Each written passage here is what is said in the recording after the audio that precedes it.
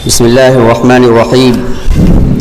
نحمده ونصلي ونسلم على رسوله الكريم أما بعد فقد قال الله سبحانه وتعالى فأعوذ بالله من الشيطان الرجيم بسم الله الرحمن الرحيم لقد كان لكم في رسول الله أسوة حسنة لمن كان يرجو الله واليوم الآخر وذكر الله كثيرا وقال النبي صلى الله عليه وسلم الخلق عيال الله فأحب الخلق إلى الله من أحسن إلى عياله أو كما قال عليه الصلاة والسلام۔ عزیزان محترم، بزرگوں اور دوستوں، اصل بیان تو انشاءاللہ حضرت محتمیم صاحب کا ہونے والا ہے، جس کے انتظار میں ہم سبھی حضرات ہیں، اس لیے میں بہت دیر تک آپ کے بیچ میں حائل نہیں رہنا چاہتا، چند منٹ میں اپنی بات کو ختم کروں گا۔ ابھی میں نے آپ حضرات کے سامنے قرآن پاک کی ایک آیت اور ایک حدیث پڑھی ہے۔ قرآن کی آیت آپ لوگ بار بار سنتے ہیں کہ اللہ سبحانہ و تعالی نے فرمایا ہے لقد کان لکم فی رسول اللہ اسوۃ حسنہ، کہ رسول پاک علیہ الصلاۃ والسلام کی ذات بابرکت میں تم سب کے لیے، یعنی ہم سب کے لیے اسوہ ہے، نمونہ ہے، آپ کی زندگی ہمارے لیے آئیڈیل ہے۔ لمن کان یرجو اللہ والیوم الآخر، یہ اس شخص کے لیے اسوہ اور نمونہ ہے جو اللہ سے ملاقات کی امید رکھتا ہے اور یوم آخرت پر یقین رکھتا ہے کہ مر کے جانا ہے، پوری زندگی کا حساب کتاب ہونا ہے، دینا ہے۔ اور پھر ہمیں جب رسول پاک علیہ الصلاۃ والسلام کی زندگی ہمارے لیے اسوہ ہے، نمونہ ہے، تو ہمیں دیکھنا پڑے گا کہ رسول پاک علیہ الصلاۃ والسلام نے کیسی زندگی آپ نے گزاری اور کیسی زندگی گزارنے کا ہمیں حکم دیا ہے، کر کے دکھلایا ہے اور بتایا ہے۔ اگر یہ چیزیں ہمارے اندر آ گئی تو پھر یقیناً ہم دنیا کے اندر بھی کامیاب ہیں اور آخرت کے اندر بھی کامیاب ہیں۔ جو دیکھا جائے کہ رسول پاک علیہ الصلاۃ والسلام کی جتنی سیرت ہے یا آپ کے جتنے بھی فرمودات ہیں، ارشادات ہیں اور آپ کے معاملات ہیں، ہر ایک کے اندر رسول پاک علیہ الصلاۃ والسلام کی سیرت کو دیکھنا ہے۔ عام طریقے سے ہمارا حال یہ ہے کہ ہم عبادات کے اندر رسول پاک علیہ الصلاۃ والسلام کی کچھ سنتوں کو یاد رکھتے ہیں، سمجھتے ہیں، اس پر عمل کرنے کی کوشش کرتے ہیں، نہیں بھی کرتے۔ تو دین کے جو سب شعبے ہیں، 5 شعبے ہیں، ان 5 کے اندر رسول پاک علیہ الصلاۃ والسلام کی سنت کو اپنانا یہی دین ہے اور یہی اللہ کے نزدیک محبوب ہے۔ تو کچھ ہم عبادات کے اندر کچھ سنت کو اپنا لیتے ہیں، کچھ بلکہ یہ کہا جائے کہ زیادہ تر عبادات کی قبیل سے تو ہم اپناتے ہیں، اور باقی جو امور ہے، معاملات ہے، معاشرت ہے، اخلاقیات ہے، اس کے اندر ہم عام طریقے سے ہم اس چیز کو، آپ کی سنت کو چھوڑ دیتے ہیں اور اس کا احساس بھی نہیں ہوتا کہ آپ کا اپنے امتی کے ساتھ، بلکہ اللہ کے مخلوق کے ساتھ آپ کا کیا تعلق رہا ہے، ان کے ساتھ آپ کا کیا معاملہ رہا ہے۔ بالخصوص جو حدیث میں نے آپ کے سامنے پڑھی، میں اس کی وضاحت کر دوں۔ الخلق عیال اللہ، اللہ کے رسول صلی اللہ تعالیٰ علیہ وسلم نے فرمایا ہے کہ الخلق عیال اللہ، کہ تمام مخلوق اللہ کی عیال ہے، اللہ کا کنبہ ہے۔ عیال کہتے ہی اسی کو جس کی روزی اور جس کی کفالت کی ذمہ داری ہو، تو اس کو عیال کہتے ہیں۔ تو کی تمام مخلوقات یہ اللہ کی کنبہ ہے، اللہ کے عیال ہے، یعنی اللہ کے ذمہ اس کی روزی ہے۔ پھر اللہ سبحانہ پھر فرمایا فأحب الخلق الی اللہ، اور اللہ کے نزدیک سب سے محبوب مخلوق اور سب سے بہترین شخص، سب سے محبوب شخص وہ ہے جو اللہ کی مخلوق کے ساتھ احسان کا معاملہ کرے۔ تو یہ اللہ کے رسول صلی اللہ علیہ وسلم کا فرمان ہے اور اس پر آپ کا عمل رہا ہے، جس پر ہمیں عمل کرنا ہے کہ اللہ کی مخلوق کے ساتھ رسول پاک علیہ الصلاۃ والسلام کے کیا معاملات رہے ہیں، آپ کو اللہ کی تمام مخلوق کے ساتھ کیسا تعلق تھا، کیسی محبت تھی،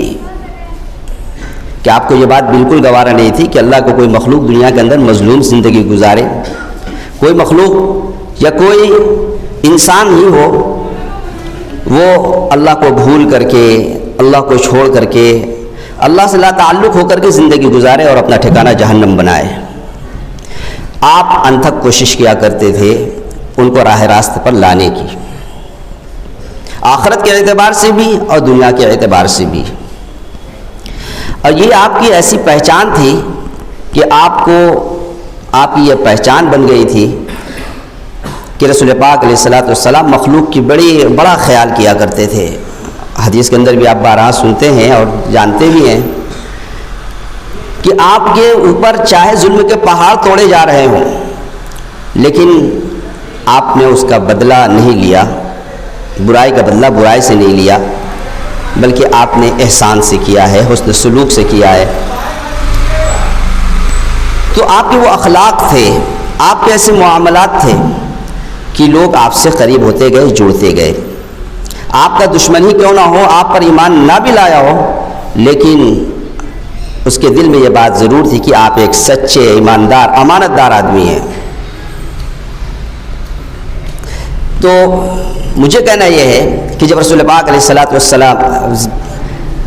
اصل میں مجھے یہ عنوان دیا گیا تھا کہ رسول پاک علیہ جمعیت علماء ہند کی خدمات کیا ہیں اور ان میں ہمیں کیا کرنا چاہیے، ہمیں اس کی ذمہ داری ہمیں کیسے نبھانی چاہیے۔ تو مجھے وقت بھی نہیں ہے، حضرت کا بیان خاص ہونا ہے، بس مختصراً میں اشارتاً میں آپ کو بتا دوں ایک حدیث جو ہم بار بار سنتے ہیں کہ رسول پاک علیہ الصلوۃ والسلام کو کہ اوپر جب وحی نازل ہوئی تھی، پہلی وحی، اور اس وقت آپ کے جو حالات ہوئے تھے کہ شروع میں آپ کے اوپر رؤیا صالحہ یعنی کہ وحی کا جب آغاز ہوا تھا، اس سے پہلے آپ کو سچے خواب نظر آیا کرتے تھے، اور وہ ایسے ہوتے تھے کہ آپ جب باہر ہوتے تھے یعنی خواب جب دیکھتے تھے تو ویسے ہی بے عین ہی واقع ہو جایا کرتا تھا۔ پھر کچھ دنوں کے بعد آپ کو خلوت محبوب بنا دی گئی کہ آپ تنہائی میں رہنا پسند کیا کرتے تھے، اسی میں عبادت کیا کرتے تھے۔ تو آپ نے اس کے لیے غار حرا کا انتخاب کیا، وہاں پر توشہ وغیرہ لے کر جاتے اور وہیں پر تنہائی میں عبادت کرتے، جب تک توشہ ختم ہو جاتا تو پھر گھر لوٹ آتے اور پھر توشہ لے کر کے چلے جاتے۔ ایک زمانے تک ایسا ہوتا رہا۔ پھر ایک وقت وہ آیا کہ حضرت جبریل علیہ الصلوۃ والسلام ظاہر ہوئے اور آپ سے کہا اقرا، کہ آپ پڑھیے، یہ ایک وحی پہلی وحی تھی۔ تو رسول پاک علیہ الصلوۃ والسلام نے فرمایا ما انا بقارئ، کہ میں پڑھا نہیں ہوں، پڑھا لکھا نہیں ہوں، میں نہیں پڑھ سکتا۔ تو حضرت جبریل علیہ الصلوۃ والسلام نے، حدیث کے اندر آتا ہے فاخذنی فغطنی، کہ آپ کو پکڑ لیا اور آپ کو زور سے بھیچا، دبایا۔ حدیث کے اندر آتا ہے اس کے بعد رسول پاک نے فرمایا کہ حتی بلغ منی الجہد، کہ آپ اتنی زور سے بھیچا ہے اور دبایا ہے کہ میری جان کو بن گئی، کہ مجھے بہت مشقت ہوئی، بہت تکلیف ہوئی۔ پھر کہا اقرا، پھر آپ نے کہا ما انا بقارئ، کہ میں پڑھا نہیں ہوں، میں نہیں پڑھ سکتا۔ تو دوسری مرتبہ، پھر تیسری مرتبہ میں ایسے ہوا، پھر آپ نے پڑھنا شروع کیا۔ تو وہ شروع کی 5 آیت، اقرا بسم ربک الذی خلق، خلق الانسان من علق، اقرا وربک الاکرم الذی علم بالقلم، علم الانسان ما لم یعلم، یہ آیت نازل ہوئی۔ جب یہ آیت نازل ہوئی اور آپ کے ساتھ یہ معاملہ ہوا تو آپ بہت زیادہ گھبرا گئے تھے۔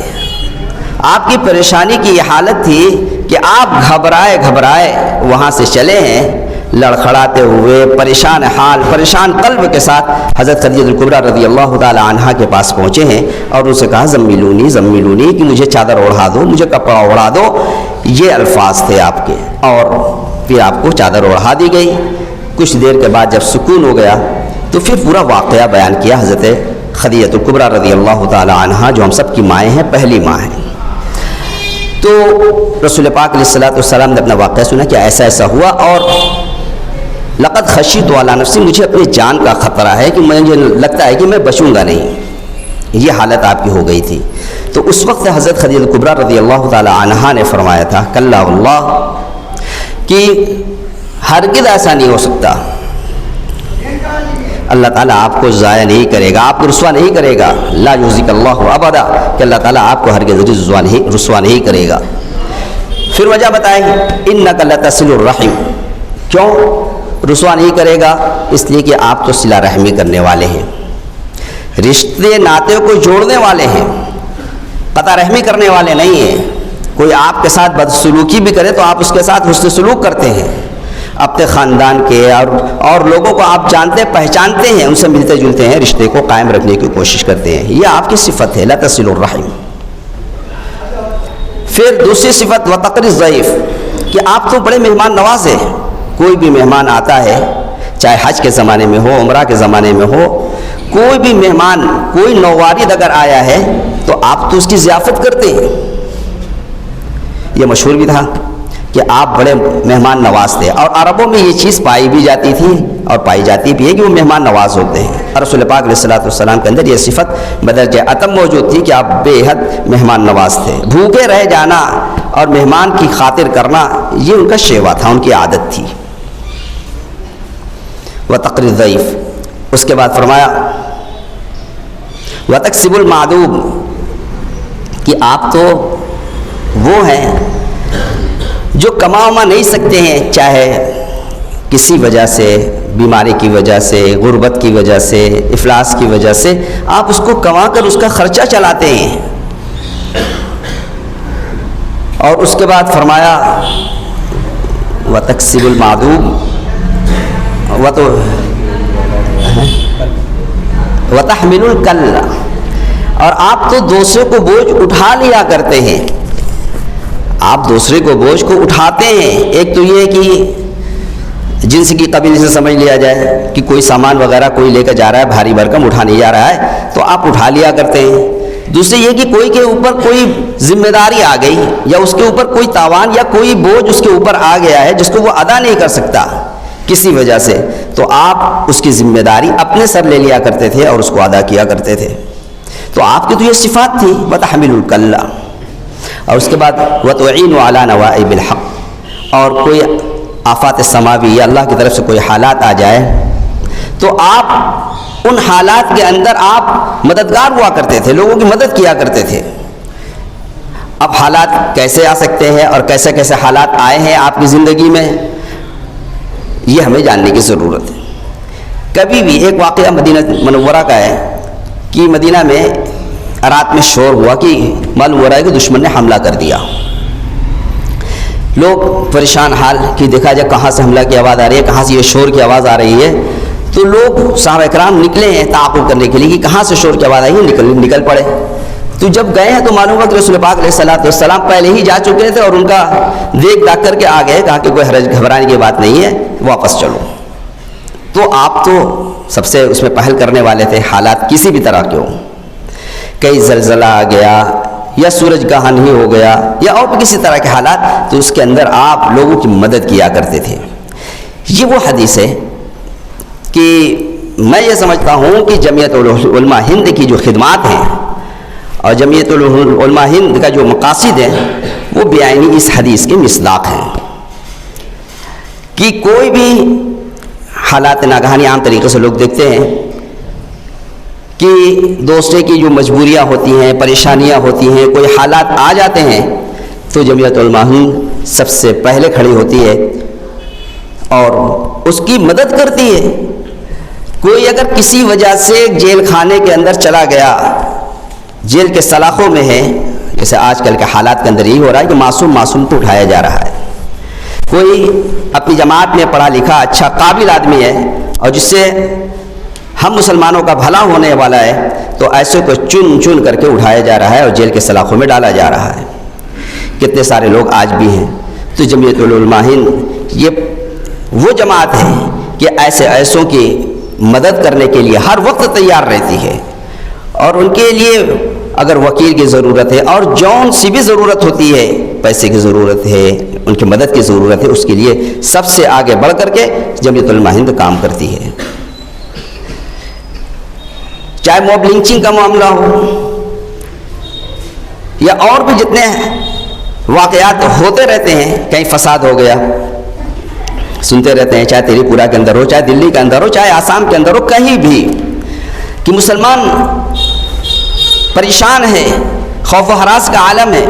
مسجدیں مسمار کر دی گئی ہیں اور ایسے خوف کے حالات ہیں کہ گھر سے باہر نکلنا مشکل ہو رہا ہے۔ جمعیت کا وفد جاتا ہے اور وہاں جا کر ان کو حوصلہ دیتا ہے، ان کو سمجھاتا بجھاتا ہے اور ان کے اندر جان پیدا ہوتی ہے اور وہ کام میں لگتے ہیں. جو ان کے نقصانات ہوتے ہیں اس کی تلافی کرتے ہیں, اس کو پورا کرنے کی کوشش کرتے ہیں. ہزاروں ہزار دکانیں اگر لوٹ گئی ہیں, مساجدیں ٹوٹ گئی ہیں, تو مساجد کا بنانا, دکانوں کا بحال کرنا یہ جمعیت کی ذمہ داری ہے. جمعیت اپنی ذمہ داری سمجھتی ہے. یہی وہ جماعت ہے جس پر آج مسلمانوں کو کچھ آسرا ہے کہ ہاں یہ ہمارے پریشانی کے عالم میں یہ ہمارے کام آتے ہیں. اور ساری ہندوستان کے مسلمانوں کی ان کے اوپر نظر ہوتی ہے, دشمنوں کی بھی نظر ہوتی ہے کہ جمعیت کیا کر رہی ہے. کتنے حالات, کیسے کیسے حالات آ گئے. سیلاب آ گیا, کتنے گھر اس کے اندر ڈوب گئے, ختم ہو گئے, بستی کی بستی ختم ہو گئی. تو اب وہ لوگ کہاں جائیں گے؟ حکومتی سطح پر ان کی کوئی مدد نہیں ہو رہی ہے. گھر زیر آب ہو گیا ہے, لوگ گھر سے باہر ہیں, ان کو شیلٹر دینا, ان کو پناہ دینا, یہ جمعیت اپنی ذمہ داری سمجھتی ہے. جو رسول پاک علیہ الصلوۃ والسلام کا کام تھا, جو اس حدیث سے سمجھ میں آتا ہے, جمعیت وہ کام کر رہی ہے.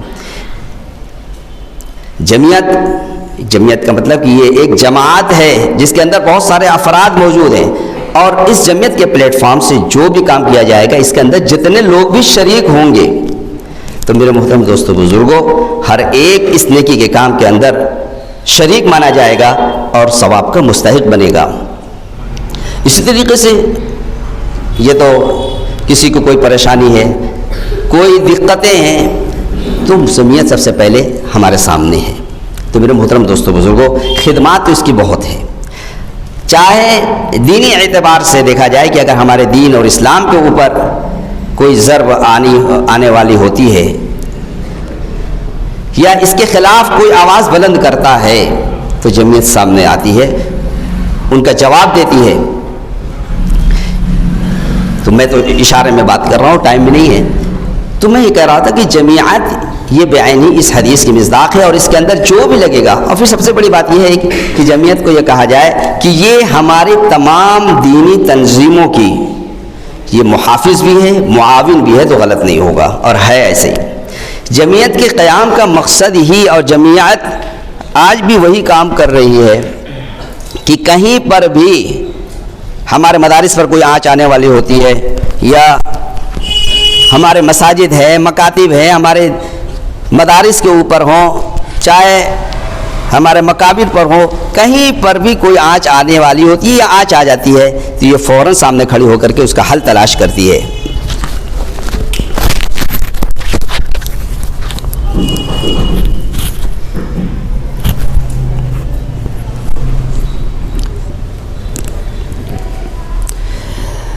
اور کیسی کیسی خدمتیں انجام دیتی ہے آپ جانتے ہی ہیں. اس لیے اس نے اپنی خدمت کے لیے ان کی جو تحریک ہے, مدارس, مکاتب جیسا کہ بتایا گیا, اسی طریقے سے اگر یہ کہا جائے کہ کشمیر سے لے کر کنیا کماری تک اور گجرات سے لے کر آسام تک, بلکہ آج کل کے دور میں یہ دیکھا گیا ہے کہ بلکہ سرحد کے اوپر بھی اگر برما کے اندر مسلمانوں کے اوپر جو ظلم و ستم کے پہاڑ توڑے گئے, ساری دنیا اور سارے مسلمان پریشان تھے, سب غمزدہ تھے کہ آج کیا ہو رہا ہے. تو اس زمانے کے اندر جب ان کا کوئی پرسان حال نہیں تھا, تو ہندوستان کی یہ جمعیت علماء ہند ہی ان کے لیے انتظام کیا ہے. اور بنگلہ دیش میں جب پناہ گزین ہوئے تو ان کی خدمت کرنا, ان کے لیے مساجد, ان کے لیے مکاتب کا انتظام کرنا, ان کے ایک بود و باش کا انتظام کرنے والی یہ جمعیت تھی. اسی وجہ سے وہاں کے جو مفتی اعظم ہیں, شیخ الحدیث تھے, نام مجھے یاد نہیں ہے, ان کا ایک جملہ تھا کہ مولانا محمود صاحب اگر مجھے اپنی ایک رات کی خدمت مجھے دے دیں اور میرے ساری زندگی کا درس حدیث مجھ سے لے لیں, اس کی نیکیاں وہ لے لیں, تو میرے لیے یہ بڑا کرم ہوگا. یعنی اس کو دینے کے لیے تیار ہے پوری زندگی جو درس و تدریس اور خدمت کی ہے, اس کے مقابلے میں ایک رات جو مہاجرین کی خدمت کی ہے, کہا کہ یہ اس سے بڑھ کر یہ مجھے مل جائے. تو جمعیت تو ہر موقع کے اوپر وہ خدمت کرنے کے لیے تیار رہتی ہے, اور ہم اس کو جانتے بھی ہیں. اس لیے ضروری ہے یہ ایسا سمجھے کہ اگر ہم نے جمعیت کی ساتھ اپنے آپ کو وابستہ کیا اور جمعیت کے مزاج کے ساتھ ہم نے زندگی گزاری اور جمعیت کے افراد بن کر کے ہم رہے اور ان کی طرف سے جو تقاضے ہمارے اکابرین کی طرف سے آتے ہیں اس کو ہم اپنے اوپر اوڑھ لیں اور اس ذمہ داری کو ہم بخوبی انجام دیں، تو ایسا سمجھیے کہ ہم نے گویا جتنے بھی دینی شعبے اور جتنے بھی دینی کام ہو رہے ہیں چل رہے ہیں ہم ہر ایک کے معاون بنیں گے، ہر ایک کے اندر ہم حصے دار بنیں گے۔ ورنہ جمعیت کیسی کیسی مدد کی، جو حالات آئے تھے ابھی گنوانا چاہو تو بہت ساری بہت لمبی فہرست ہے کہ کرونا کے زمانے کے اندر کیسے کیسے حالات آ گئے تھے، جماعت کے اوپر کیسے حالات آئے اور جماعتیوں کے اوپر کیا کیا حالات آئے تھے، ناگفتہ حالات، لیکن اس کا کیس لڑنا، اس کے لیے پیروی کرنا، اس کے آزادی کے لیے اب تک جد و جہد اور کوشش کرنا یہ جمعیت کا کام ہے۔ وہاں سے نکال دیے گئے، اپنے یہاں لوگوں کو پناہ دی اور آج بھی کیس لڑ رہی ہے اور بڑے بڑے کیس لڑ رہی ہے، اس کے اندر کتنا ہزاروں ہزار لاکھوں لاکھ روپے خرچ کر رہی ہے۔ اور میں تو سمجھتا ہوں کہ اگر کوئی آدمی بہت مشغول ہے، اپنے ہاتھ سے پیسہ وغیرہ خرچ نہیں کر پا رہا ہے، تو جمعیت ایک ایسا پلیٹ فارم اور ایک ایسی تنظیم ہے کہ اگر یہاں پر اپنے پیسے کو ہم زیادہ سے زیادہ خرچ کریں تو میں سمجھتا ہوں کہ اس سے بہتر مصرف اور کوئی نہیں ہوگا۔ اور اتنے خرچے بھی ہیں اور لوگ خرچ بھی کر رہے ہیں الحمدللہ، لیکن یہ ہماری سعادت ہوگی کہ ہم جمعیت کو دام دیر میں سخن ہر اعتبار سے ہم ان کا تعاون کر رہے ہوں۔ یہی چند گزارشات ہیں، بس میں یہیں پر اپنی بات ختم کرتا ہوں۔ وآخر دعوانا ان الحمدللہ رب العالمین۔